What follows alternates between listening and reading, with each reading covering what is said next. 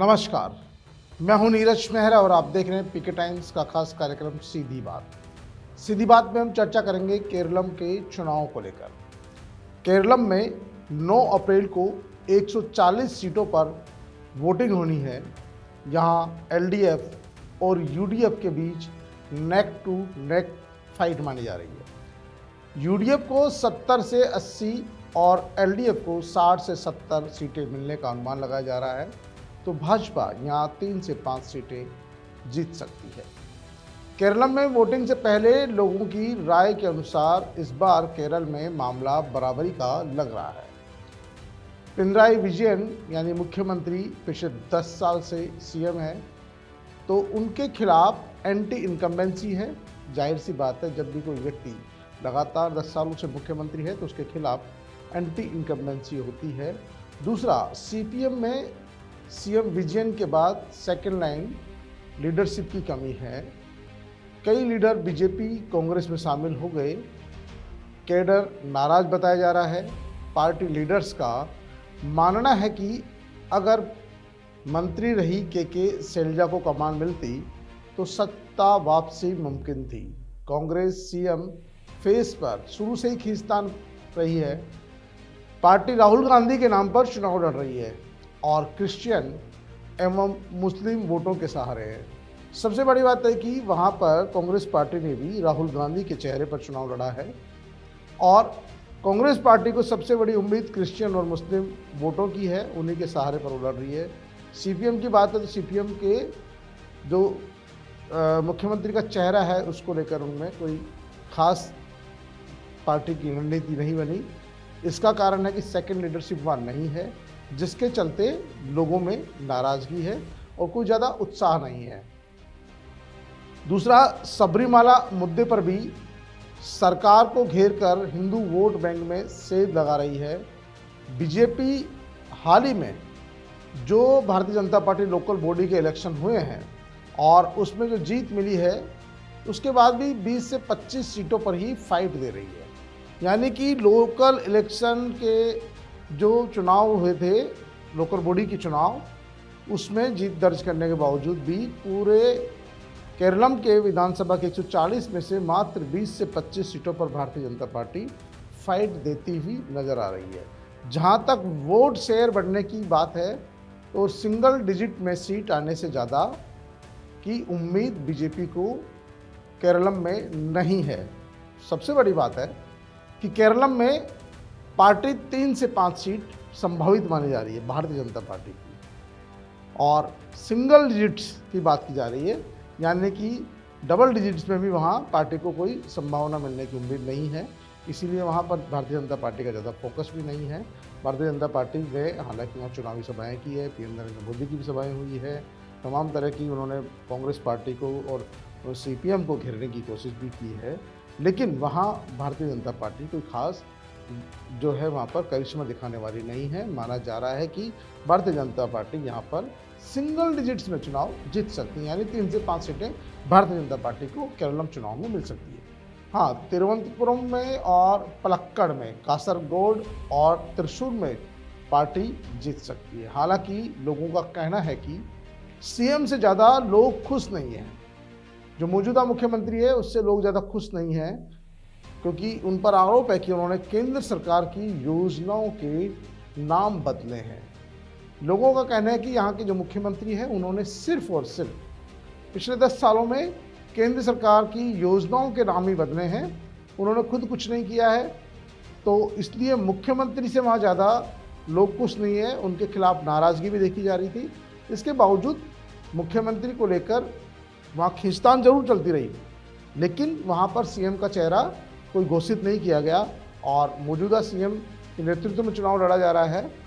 कांग्रेस के लोग आपस में लड़ते रहे। लोगों का ये भी कहना है कि केरलम में कांग्रेस के नेता आपस में खूब लड़ते रहे, उनकी लड़ाइयाँ जगजाहिर होती रही।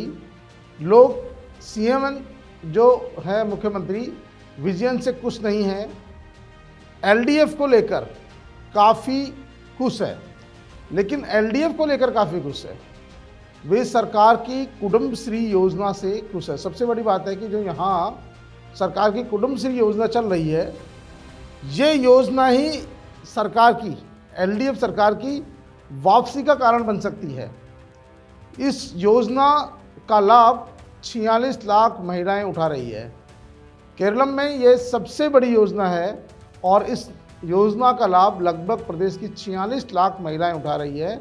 और 46 लाख महिलाओं का उठाने का मतलब है कि हर घर में एक महिला लाभ उठा रही है, जिससे कि आने वाले समय में एलडीएफ की सरकार बनने की संभावना भी इसी योजना के आधार पर मानी जा रही है। यही विजयन सरकार की सबसे बड़ी ताकत है। लोगों का साफ कहना है कि भले ही विजयन के खिलाफ लोगों में नाराजगी है, लेकिन सरकार की कुटुंबश्री योजना जो है, यह सरकार की सबसे बड़ी ताकत है। और जो 46 लाख महिलाएं इससे जुड़ी हुई है, वही सबसे बड़ी इसको लीड भी कर रही है। और उन्हीं के दम पर जो है एलडीएफ की सरकार बनने की संभावनाएं बताई जा रही है। इस बार बीजेपी अच्छी फाइट दे रही है।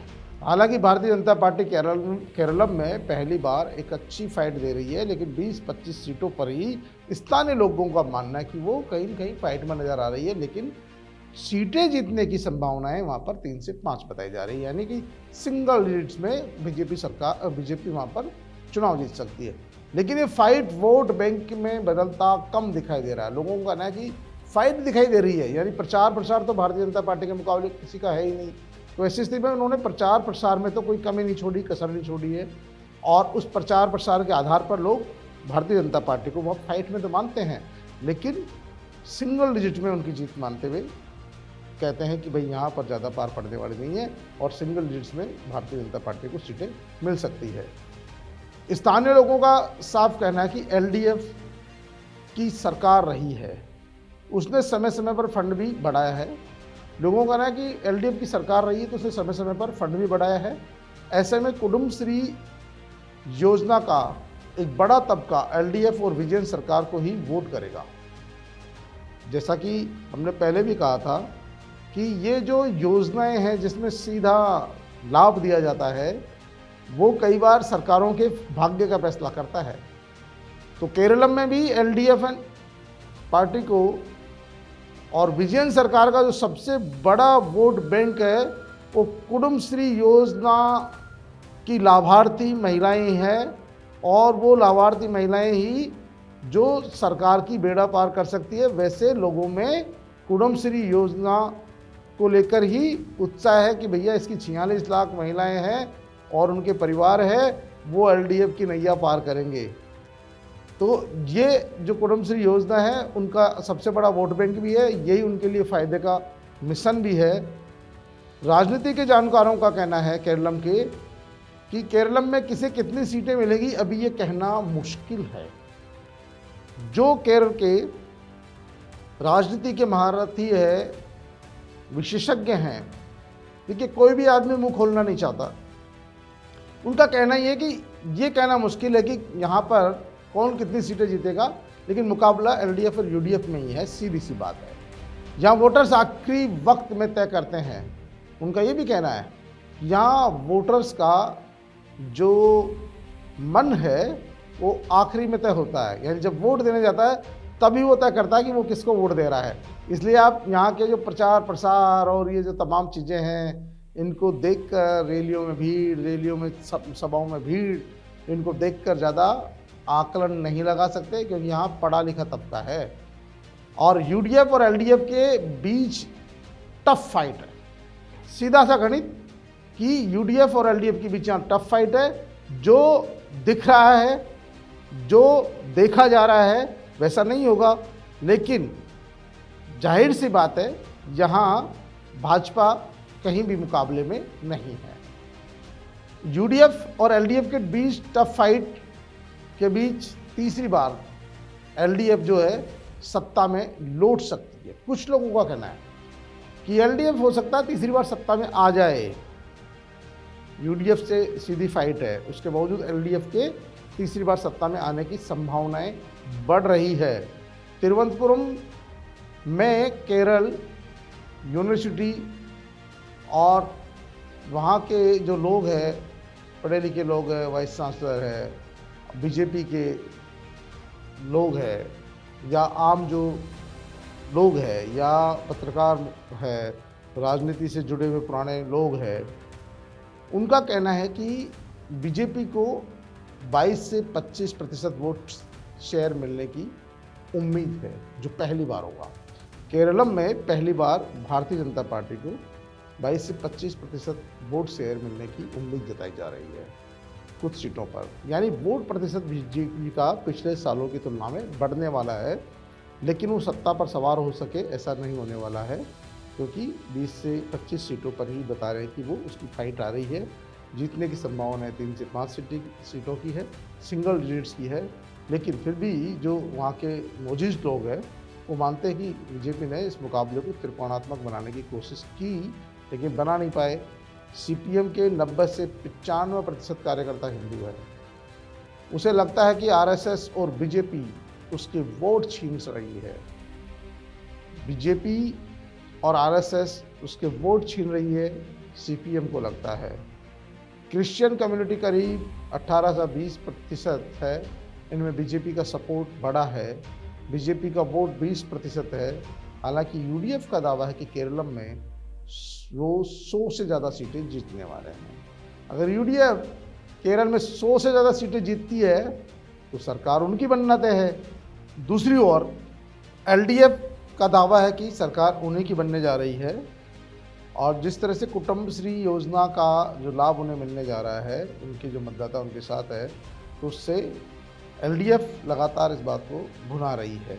और लोगों का भी कहना है कि जो वोट है वो सीधा एलडीएफ को जाएगा। तो यहाँ मुकाबला एलडीएफ और यूडीएफ में है। हालांकि दोनों पार्टियों का अपना अपना दावा है। भारतीय जनता पार्टी भी यहाँ पर वोट शेयर बढ़ा रही है, पहली बार काफ़ी वोट शेयर बढ़ रहा है, लेकिन फाइट में ज़्यादा नज़र नहीं आती है। लेकिन फिर भी जनता जनार्दन है, कब किसका क्या मूड बदल जाए और कब क्या निर्णय कर दे, लेकिन जनता जनार्दन जो तय करती है सरकार तो उसी की बनती है। जाहिर सी बात है केरलम में, हालांकि देखिए केरलम का एक और बात बताता हूँ आपको, केरलम में खुद राहुल गांधी का और प्रियंका गांधी का भी विरोध देखा गया है। वायनाड में प्रियंका गांधी का नहीं जाना लोगों को काफ़ी खल रहा था, लेकिन फिर भी क्योंकि वहाँ पर जो है मुस्लिम और क्रिश्चियन मतदाता भारी संख्या में है, तो वो कांग्रेस के साथ जाते हैं। सीपीएम के साथ 90 से 95% मतदाता हिंदू है, और इसीलिए आरएसएस की और सीपीएम की लगातार जो संघर्ष आपने देखा होगा, खूनी संघर्ष वहाँ होता रहता है, वो बड़ा इफेक्ट डाल रहा है। तो कांग्रेस को, भारतीय जनता पार्टी को लगता है कि उनका वोट बैंक जो है वो कहीं न कहीं सीपीएम का वोट बैंक भाजपा आरएसएस के माध्यम से तोड़ रही है, और इसीलिए उनके बीच संघर्ष ज़्यादा होता है।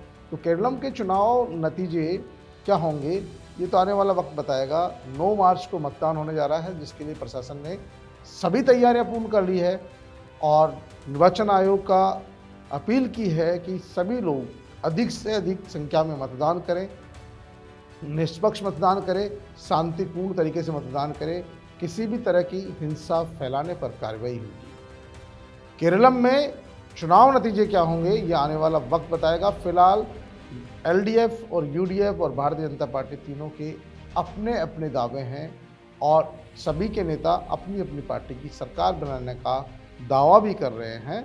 लेकिन असली पता तो मतगणना के बाद ही पता लग सकेगा कि आखिरकार जनता किसके साथ थी, और जनता जिसके साथ होती है सरकार उसी पार्टी की बनती है। तो पीके टाइम्स की सीधी बात कार्यक्रम में आज के लिए इतना ही। कल फिर हाजिर होंगे किसी नए मुद्दे के साथ, किसी नई बात के साथ। तब तक के लिए नमस्कार।